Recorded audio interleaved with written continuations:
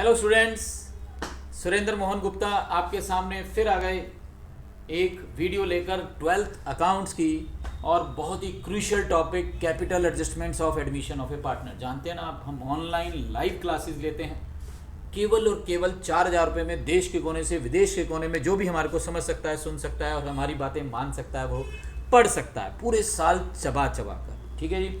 तो आज का जो हमारा टॉपिक है 12th अकाउंट्स का टॉपिक है capital adjustment of admission of a partner. ठीक है जी। तो आज हम शुरू करेंगे इसको। हमारे चैनल को सब्सक्राइब और बेल बटन जरूर दबाइए ताकि आपको समय समय पर जितनी भी वीडियोस हम डालते हैं उसका नोटिफिकेशन मिल सके और आप बढ़िया से एंजॉयमेंट तरीके से इसको पढ़ सकें। ठीक है जी, चलिए शुरू करते हैं।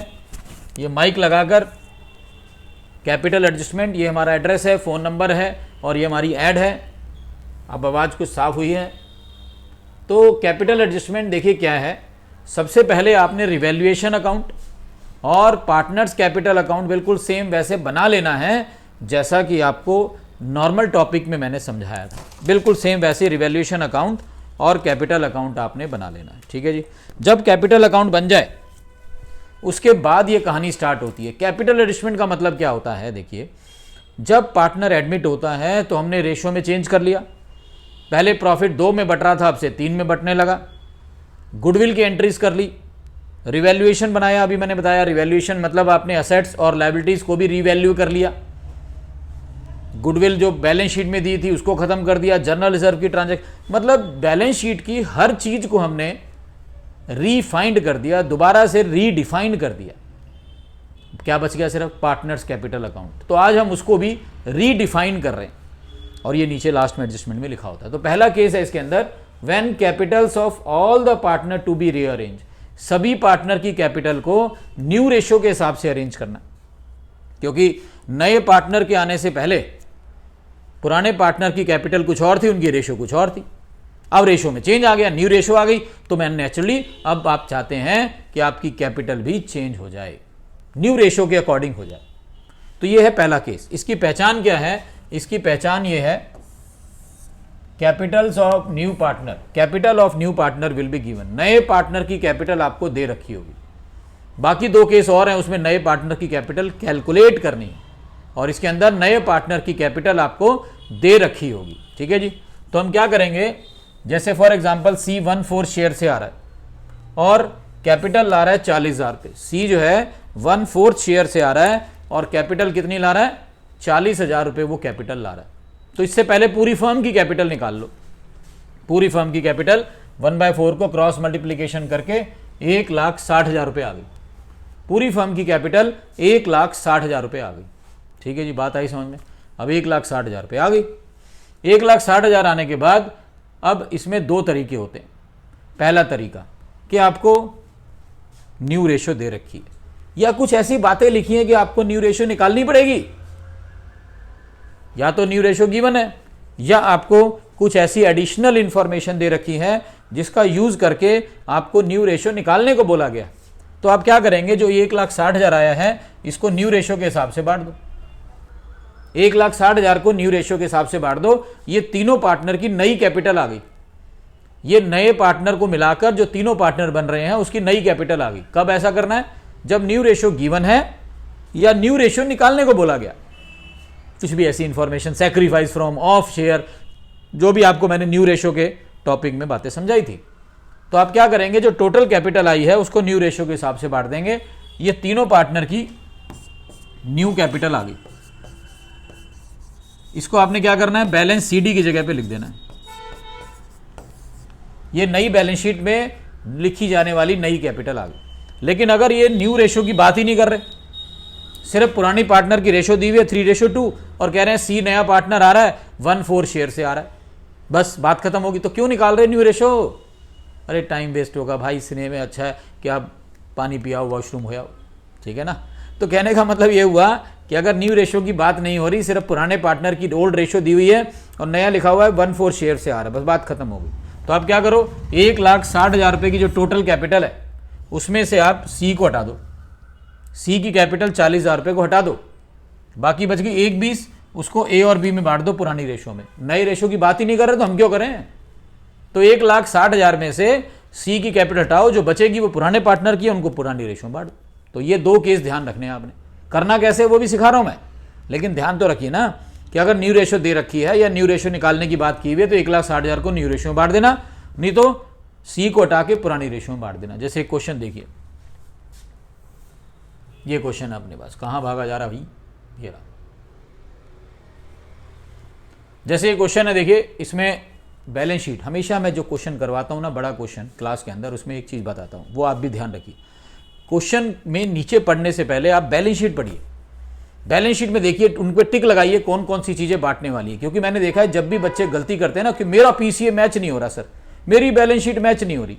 अरे भाई वो पीसीए पता क्यों नहीं मैच होता, हम बैलेंस शीट के आइटम भूल जाते हैं। जैसे इसमें देखो बैलेंस शीट में बांटने वाली चीजें क्या है, जनरल रिजर्व, ये तो नॉर्मल असेट्स हैं, देखिए असेट लायबिलिटी सब कुछ नॉर्मल है, बस क्या है बैलेंस शीट के अंदर जनरल रिजर्व जो बांटा जाएगा उसको पीसीए में बांट देना, पुराने पार्टनर पुरानी रेशो में।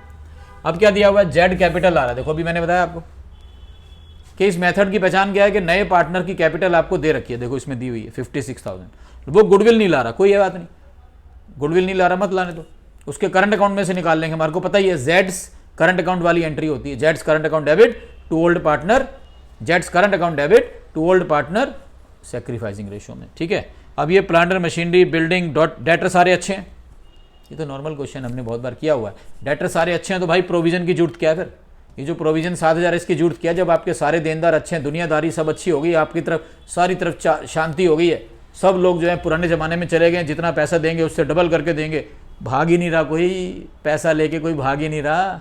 और जब पैसा लेके कोई भाग ही नहीं रहा तो भाई फिर प्रोविजन की जरूरत क्या है, तुम नए ज़माने में क्यों जी रहे हो। तो प्रोविजन को यहाँ लिख दीजिए, देखिए ये आपका फ़ायदा हो गया। बाकी तो असेट लायबिलिटी कम हो रही है तो बहुत बार हम कर चुके हैं। नॉर्मल रिवैल्यूएशन अकाउंट, क्यों घबरा रहा भाई, क्यों घबरा रहा, तो रिवैल्यूएशन अकाउंट तो नॉर्मल ही है, बस सिर्फ ऑल डेटर गुड, मज़ा ही आ गया। जब सारे देनदार अच्छे हैं, दुनियादारी अच्छी है, पड़ोसी अच्छे हैं, अपने घर भी सफाई करते हैं, हमारे घर भी सफाई कर जाते हैं, तो फिर भाई प्रोविजन की जरूरत क्या है। तो यहाँ लिख के इसका रिवैल्यूएशन का जो प्रॉफिट आया उसको आपने पीसी में बांट दिया। और जो मैंने बताया था गुडविल के केस में, गुडविल पूरी फर्म की 84 है, जेड का शेयर निकालो और उसको एक्स और वाई में कर दो, जेड्स करंट अकाउंट। तो ये देखिए जेड्स करंट अकाउंट, ये जेड का करंट अकाउंट फिर कहाँ जाता है बताया था ना मैंने, ये बैलेंस शीट की असेट साइड में जाएगा। ये जेड का जो करंट अकाउंट है ये बैलेंस शीट की असेट साइड में चला जाएगा। तो ये मैंने पीसीए बनाया, उसके बैलेंस शीट ही आ गए, ये नए पीसी आ गए। देखिए अभी तक ये नॉर्मल क्वेश्चन चल रहा है, जो बड़े क्वेश्चन मैंने सिखाए हैं, बहुत बार सिखाए हैं, वो वही क्वेश्चन चल रहा है। रिवैल्यूएशन बनाया जिसमें मेन बात क्या थी, डेटर सारे अच्छे थे, प्रोविजन फायदा हो गया। और इसके अंदर मेन बात क्या थी, जो हमारा जेड का करंट अकाउंट है, क्योंकि वो गुडविल नहीं ला रहा तो पुराने पार्टनर क्या करेंगे, उनको तो पैसा चाहिए, नए पार्टनर को डेटर बना लेंगे। तो एंट्री बन गई जेड्स करंट अकाउंट, ये वहाँ बाद में कहाँ चला जाएगा, बैलेंस शीट की एसेट साइड में। फिलहाल ये दोनों के क्रेडिट में आ गए, टोटल वोटल करके ये कैपिटल आ गई, ठीक है। अब हम क्या करेंगे, मैंने आपको क्या बताया था, नए पार्टनर के बेस पर पूरी फर्म की कैपिटल निकाल लो। नए पार्टनर के बेस पर पूरी फर्म की कैपिटल निकाल लो। नया पार्टनर कितना है, 56,000 कैपिटल, कितने शेयर से आ रहा है, 1/5 शेयर से। तो 1/5 शेयर से कैपिटल 56,000, तो इससे पूरी फर्म की कैपिटल आ गई, ये आ गई पूरी फर्म की कैपिटल। और मैंने आपको बताया ना, जब नई रेशो की बात ही नहीं हो रही हम क्यों करें, अरे हम भी नहीं करेंगे वो बातें। तो हम क्या करेंगे, जेड की कैपिटल हटा के जो बचेगा उसको एक्स और वाई में बांट दो, रेशो 3:2 में, पुराने पार्टनर पुरानी रेशो। जब नई रेशो की बात होगी तो पूरी कैपिटल जो भी आई थी, कितनी आई थी, 2,80,000 रुपये। तो 2,80,000 रुपये को पूरे को हम हटा देते, 2,80,000 रुपये को पूरे को हम तीनों न्यू रेशो में बांट देते। लेकिन फिलहाल यहाँ पे बात ही नहीं हो रही न्यू रेशो की, तो हमने पहले जेड को दे दिया। जेड को देखने के बाद जो बची वो कैपिटल एक्स और वाई की बची, उसको यहाँ पे लिख देना बैलेंस शीट की जगह पर। तो ये तीनों की नई कैपिटल आ गई, देखो तीनों की नई कैपिटल आ गई, आगे नई कैपिटल, ठीक है जी। अब इन्होंने कहा कि जो भी डिफरेंस बचेगा उसको करंट अकाउंट में डालना है। नेचुरल डिफरेंस तो बचेगा भाई, एक्स और वाई की कैपिटल तो कुछ तो और थी, आपने बना कुछ और दी, एक्स और वाई की कैपिटल कुछ और थी, आपने बना कुछ और दी, तो उसका जो डिफरेंस है उसको करंट अकाउंट में डालने को बोल रहे हैं। देखिए इसको और इसको माइनस करिए, इसको और इसको माइनस करिए, जो भी डिफरेंस आ रहा है वो इधर आ रहा है, क्योंकि ये साइड ज़्यादा है ये साइड कम है, ये डिफरेंस यहाँ आ गया, उसको करंट अकाउंट लिख दिया। ये और ये इसका भी डिफरेंस यहाँ आ रहा है, ये यहाँ लिख दिया। अगर ये कहते, ये और आपको मैंने बताया था पहले भी कई बार बता रखा है, जब बैलेंस शीट बनाओगे ये कैपिटल इधर चली जाएंगी, पीछे पीछे करंट अकाउंट भी इधर ही चले जाएंगे।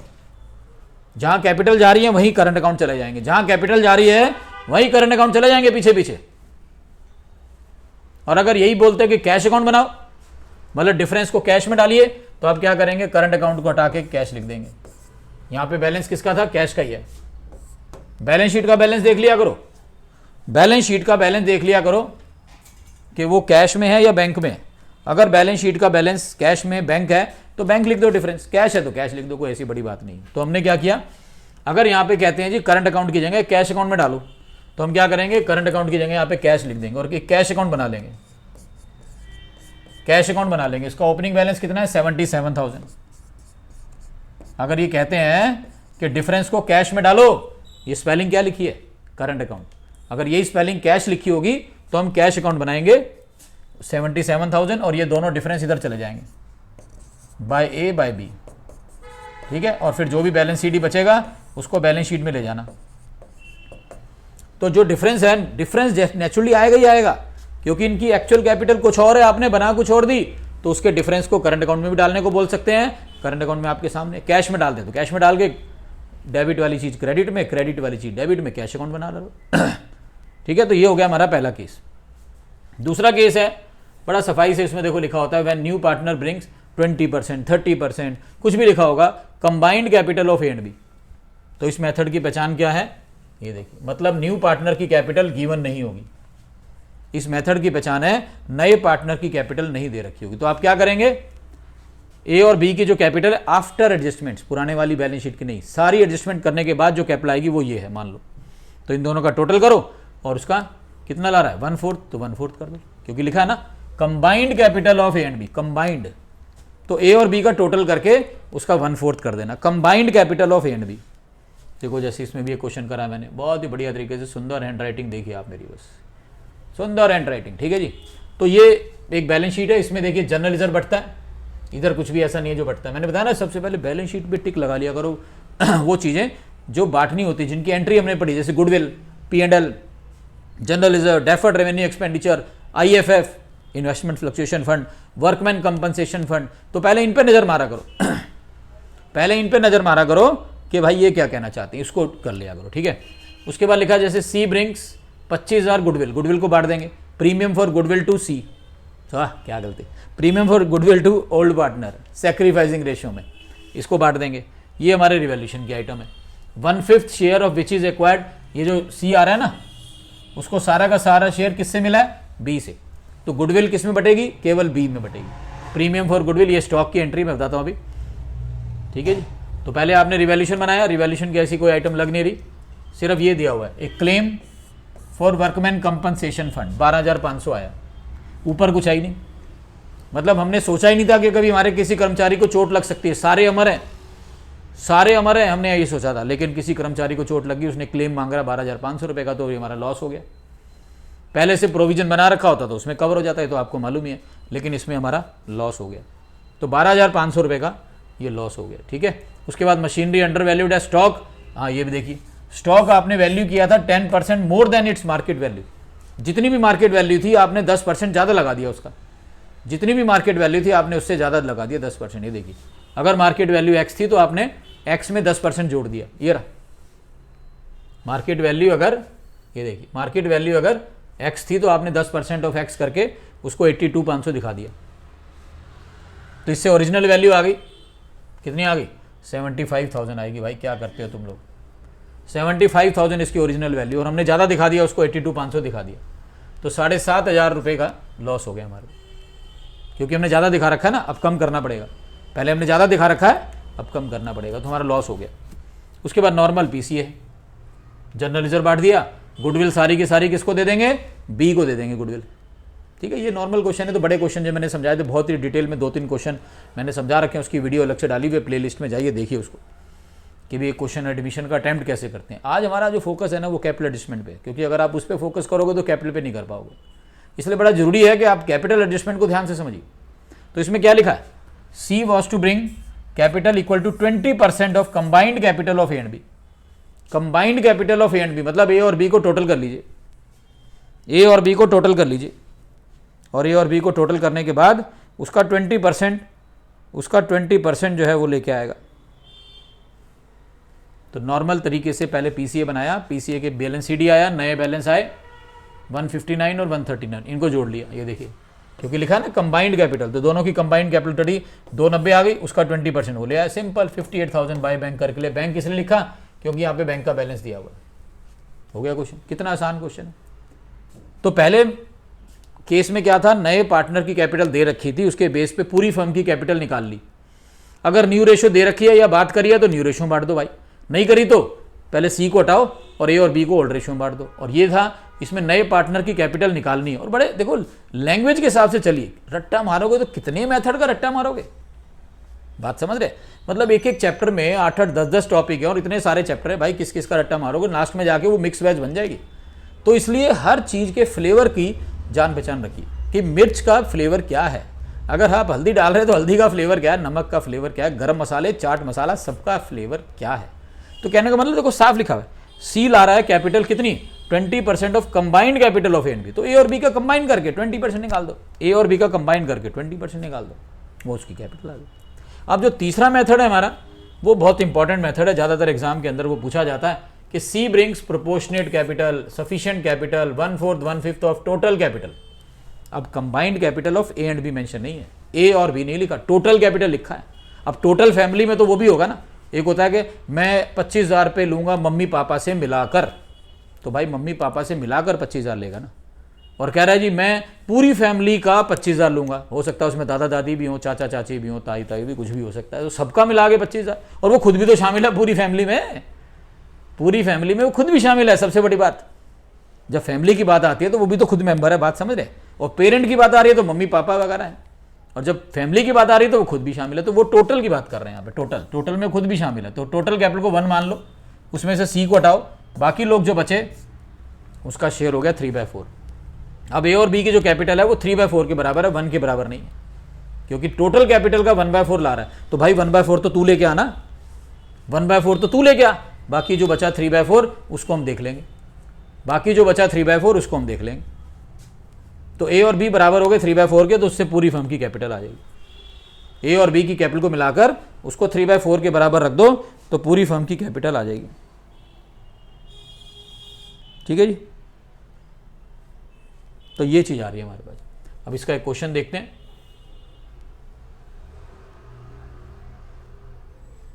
वही पहले तो इसमें क्या चीजें, एक तो जर्नल रिजर्व है मेन, जिसको हम लोग पीसी में बांटते हैं।